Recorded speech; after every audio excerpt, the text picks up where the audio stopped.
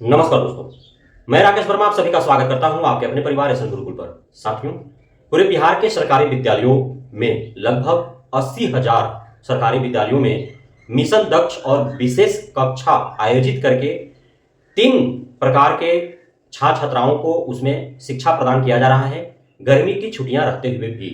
और यह कक्षा सुबह 8 से 10 बजे तक आयोजित की जा रही है।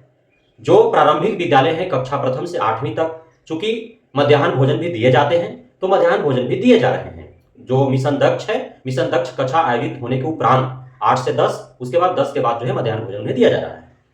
तो प्रारंभिक विद्यालय का जहां तक आंकड़ा है, प्रारंभिक विद्यालय में खास करके प्राथमिक विद्यालयों में 30% जो पूरे विद्यालय में नामांकित छात्र छात्राएं हैं ओवरऑल, उसमें से 30% जो छात्र छात्राएं हैं उन्हें मिशन दक्ष के तहत पठन पाठन का कार्य करना है, अर्थात उन्हें शिक्षा प्रदान करना है। और जो माध्यमिक है या उच्च माध्यमिक है, जो 9वीं से 12वीं तक का विद्यालय है, तो उसमें जो आईसीटी लैब के तहत जो शिक्षा प्रदान करने हैं उन्हें जो है शिक्षा प्रदान की जाएगी, अर्थात आईसीटी लैब खुले रहेंगे, आईसीटी इंस्ट्रक्टर्स आएंगे, जो कंप्यूटर शिक्षक बहाल हुए बीपीएससी के थ्रू वे आएंगे और शिक्षा प्रदान करेंगे जो कंप्यूटर का शिक्षा ले रहे हैं।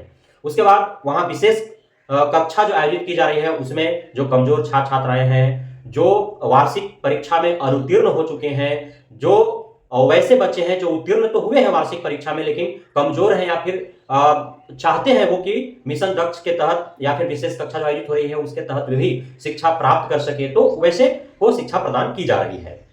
अब जो मिशन दक्ष के तहत जो शिक्षा प्रदान करने की जो बात है, उसमें मैंने आपको बताया कि पूरे प्राथमिक विद्यालय या प्रारंभिक विद्यालय में जितने नामांकन है उसका 30% बच्चों को, चाहे वो बच्चा कमजोर हो शैक्षणिक रूप से, या बच्चा वो वार्षिक परीक्षा में अनुत्तीर्ण हो गया हो, फेल हो गया हो, या वैसे सामान्य बच्चे जो पास हों लेकिन वो चाहते हो पढ़ना तो वो भी जाकर के पढ़ेंगे।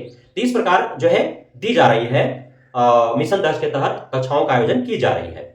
अब इसमें हो क्या रहा है, खेला कहां हो रहा है। आप स्वयं गांव में हो या शहर में हो, आपके घर में बच्चे हैं, आपके आस पड़ोस में बच्चे हैं, आपके घर में जब छोटा बच्चा होता है, 2 या 3 जब भाई बहन होते हैं और उसमें से सभी विद्यालय जाते हैं, कोई तीसरा में है, कोई चौथा में है, कोई 5वां में है, कोई 6ठा में है, कोई 8वां में है, इस तरह से वो मतलब अभी बचपना है उनका, काफी कम एज है, वो कक्षा तीसरी से 8वीं तक का ही विद्यार्थी है।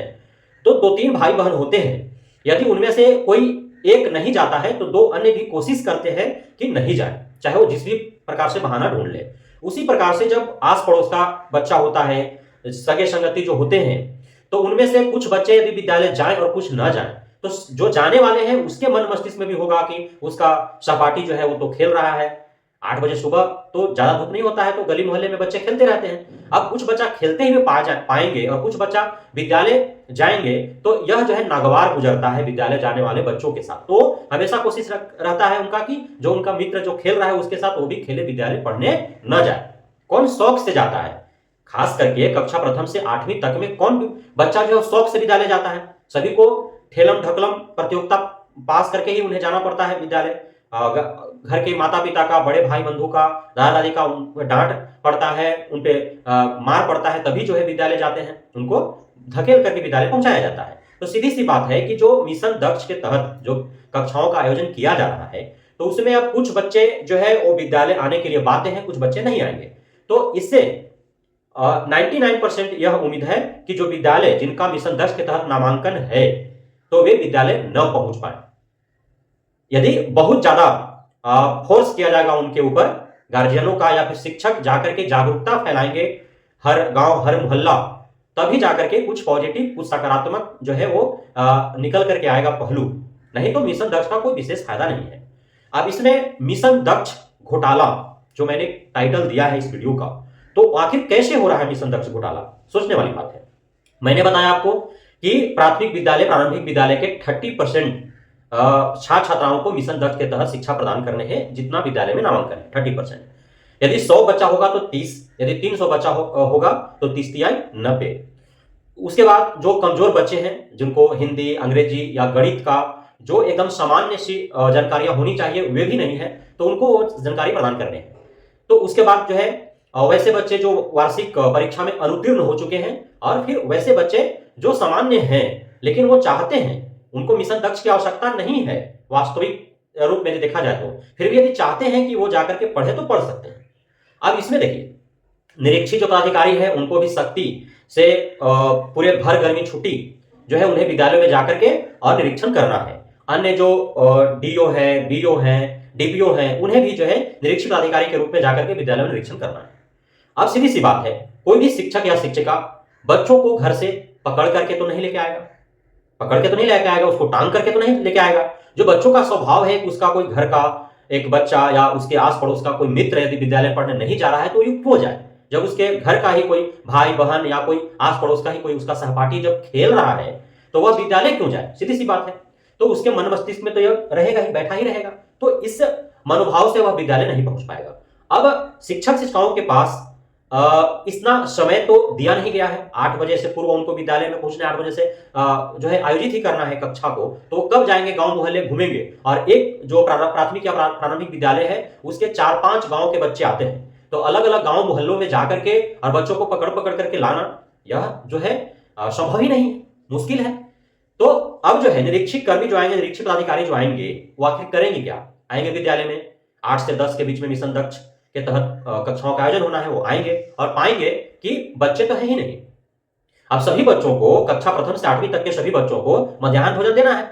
अब उधर से बाध्यता है कि 30% उपस्थिति होनी चाहिए, पूरा जो ओवरऑल जो नामांकन है उसका 30% जो है उपस्थित होना चाहिए, या जितना मिशन 10 के तहत नामांकन है, चाहे वो कमजोर बच्चा हो या सामान्य बच्चा हो, उत्तीर्ण हो या अनुत्तीर्ण हो, क्योंकि सभी को छूट दिए गए हैं ना। छूट देने का पीछे का कारण यही है कि किसी प्रकार से जो है 30% पहुंचाया जा सके।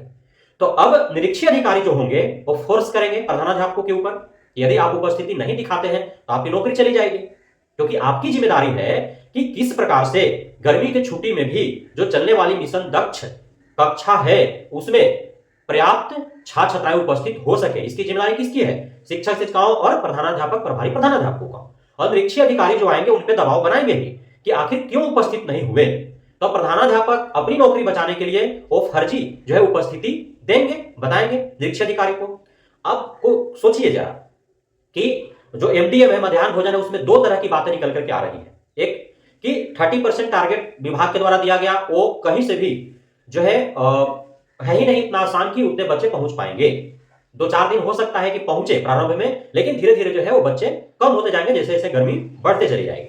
तो अब यदि बच्चे कम होंगे और मध्याह्न भोजन यदि बनाना ही होगा तो फिर प्रधानाध्यापकों का कहना है कि बचेगा ही नहीं कुछ। इसलिए कि अब मान लीजिए कि जहां 300 बच्चे का खाना बनता था, बड़ा बड़ा बर्तन है, बड़ा बड़ा बर्तन है जी, अब 30 बच्चा का खाना बनाना है, 40 बच्चा का बनाना है, तो उतने ही बर्तन में, उतने बड़े बर्तन में भोजन बनाने होंगे। तो कम बच्चों के भोजन पकाने में जलावन अत्यधिक जल जाएंगे। सीधी सीधा कहना सही है, राइट है। आप यदि किसी परिवार में 10-12 सदस्य हैं और किसी परिवार में 4-5 सदस्य हैं, तो आप देखिए वहां पे अवलोकन कीजिए कि जो खाने पीने का खर्च है, चाहे वो जलावन पर हो पकाया जाए खाना या फिर सिलेंडर पर पकाया जाए खाना, और जो मटेरियल यूज किया जाता है खाने पीने के लिए, दाल चावल आटा तेल मसाला जो भी है, तो 10-12 में जितना खर्च होंगे, 5 यदि सदस्य हैं परिवार में तो उसके तुलना में अत्यधिक खर्च होंगे। समझ रहे बात को? जैसे मान लीजिए कि महीना में 10 को यदि सदस्य है परिवार में, 3000 रुपए खर्च हो रहे हैं, तो जो 5 सदस्य होंगे उसमें कायदे से 1500 ही खर्च होने चाहिए, लेकिन ऐसा नहीं है, वहां पे 2200 रुपया खर्च हो जाते हैं।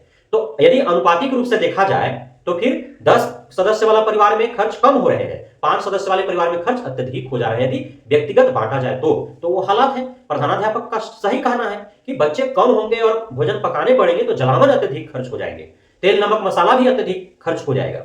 सीधी सी बात है। चावल मोटा मोटी 30 बच्चों पर बनाना होगा तो उस हिसाब से वो डालेंगे, लेकिन सब्जी बनाना होगा उस हिसाब से वो करेंगे, लेकिन और अन्य खर्च जो है वो अत्यधिक बढ़ेंगे, खास करके जलावन अत्यधिक जल जाएंगे, यह खाना बिल्कुल ही जाएगा। अब ये तो हो गया विद्यालयों के साथ समस्या। अब जो अधिकारी पदाधिकारियों या जो निरीक्षी अधिकारी आएंगे तो अब उनसे जांच से बचने के लिए या फिर उपस्थिति यदि नहीं होता है तो निरीक्षी अधिकारी का भी नौकरी का खतरा है, बीओ के भी नौकरी का खतरा है, डीपीओ को भी नौकरी का खतरा है। तो अब सभी क्या करेंगे कि फॉल्स नामांकन और फॉल्स उपस्थिति जो है दिखाना प्रारंभ कर देंगे। शिक्षा विभाग को जो डेली वीसी में उनको आंकड़ा दिया जाएगा या फिर उनके वेबसाइट पर जो आंकड़े दिए जाएंगे वो सभी फर्जी और फॉल्स होंगे, गलत आंकड़े दिए जाएंगे। जिस प्रकार से होली का छुट्टी रहा 25 मार्च को, तो देखे ना उसमें 70% जो है दर्शा दिया गया कि पूरे बिहार भर में 70% उपस्थिति था। लेकिन दर्जनों विद्यालयों के जो वीडियो फुटेज आए सोशल मीडिया पर, वहां आपने देखा किस प्रकार से विद्यालयों में सन्नाटा छाए हुए थे। तो कहने का अर्थ है कि जब 25 मार्च होली के दिन छुट्टी होने चाहिए थे, उस दिन विद्यालयों को खुला रखा गया। किसी प्रकार से काफी मुश्किलों और कठिनाइयों का सामना करके शिक्षक शिक्षा विद्यालय तक पहुंचे, लेकिन छात्र छात्राएं नहीं पहुंचे वहां पे, क्योंकि अन्य जो बच्चे थे वो होली खेल रहे थे। निजी विद्यालयों के बच्चे या जो उच्च विद्यालय के बच्चे हैं, या फिर अन्य जो शिक्षा प्रदान कर रहे प्राप्त कर रहे बच्चे हैं जो सरकारी विद्यालय में नहीं जाते हैं, तो वो बच्चे सभी खेल कूद रहे हैं, या उनके घर के अन्य सदस्य सभी होलियां मना रहे हैं। तो फिर वो बच्चे घर का, उसके माता पिता, बड़े भाई बहन, दादा दादी या आस पड़ोस के सभी बड़े बुजुर्ग सब होली मना रहे हैं, तो उस घर, उस आस पड़ोस का, उस गांव मोहल्ले का बच्चा विद्यालय क्यों जाएगा? सीधी सी बात है, तो नहीं गया। लेकिन फोल्स जो है उपस्थिति दिखा दी गई, और 70% जब बच्चों का उपस्थिति दिखाया गया, तो उन बच्चों के मध्याह्न भोजन का पैसा कहां गया? भोजन बना ही नहीं उस दिन, विद्यालय में बच्चे नहीं थे, भोजन नहीं बना। लेकिन जब उपस्थिति दिखाई गई तो भोजन का पैसा गया कहां? तो नीचे से ऊपर तक बंदरबाट हुआ। उसी प्रकार से मिशन दक्ष जो 1 महीना चलेंगे, इस 1 महीना के अंदर सैकड़ों करोड़ रुपए गबन किया जाएगा एमडीएम का, आप देखना। और यह मामला जो है आने वाला समय में खुल करके आएगा। इसलिए मैं बोल रहा हूं कि मिशन दक्ष घोटाला है, यह सोची समझी एक साजिश और षड्यंत्र है एमडीएफ का भी पैसा घोटाला करने के लिए। क्योंकि एससीएसटी के पाठक जो है हर प्रकार के हर मद का पैसा, जो शिक्षा विभाग में अलग अलग मदों में जो पैसे थे, वो पैसे उन्होंने घोटाला किया। चाहे वो थाली के मद में था, थाली घोटाला हुआ, बेंच घोटाला हुआ, विद्यालय जीर्णोद्धार मरम्मती घोटाला हुआ, विद्यालय निर्माण घोटाला हुआ, पेयजल आपूर्ति घोटाला हुआ, नामांकन घोटाला हुआ, नामांकन रद्द जो किया गया और पुनर्नामांकन इसमें घोटाला हुआ, छुट्टी घोटाला किया गया, उसके बाद डेली वीसी घोटाला हुआ, निरीक्षण घोटाला हो रहा है। तो एमडीएम घोटाला, मिशन दक्ष के आड़ में जो है एमडीएम घोटाला किए जा रहे हैं। सैकड़ों करोड़ रुपए जो है एमडीएम का पैसा गबन कर लिया जाएगा इस 1 महीने के गर्मी के छुट्टी के दौरान। और यदि ये गर्मी का छुट्टी होता 1 महीना, तो छुट्टी होता तो पैसा जो है सॉलिड 1 महीना का एमडीएम मद में जो पैसा है वो बच जाते, वो आगे भविष्य में इस्तेमाल होता। लेकिन वो पैसा गबन ही कर लिया जाएगा ना। 30% जो उपस्थिति कही जा रही है, वो 30% उपस्थिति न होने के बावजूद भी प्रधानाध्यापकों को नौकरी बचाने के लिए, और जो प्रखंड के जो निरीक्षक अधिकारी हैं, जो जिला स्तर के निरीक्षक अधिकारी हैं, उनके दबाव में आकर के और उन्हें फर्जी उपस्थिति देनी पड़ेगी, जैसे कि 25 मार्च 2024 को दिया गया है, एवं अन्य छुट्टी के दिन भी दिए गए हैं। सरस्वती पूजा का छुट्टी जो है गबन कर दिया था, रक्षाबंधन की छुट्टी गबन कर दिया गया था, तो उस समय उपस्थित तो थे नहीं बच्चे उतने जितने दिए गए उपस्थिति।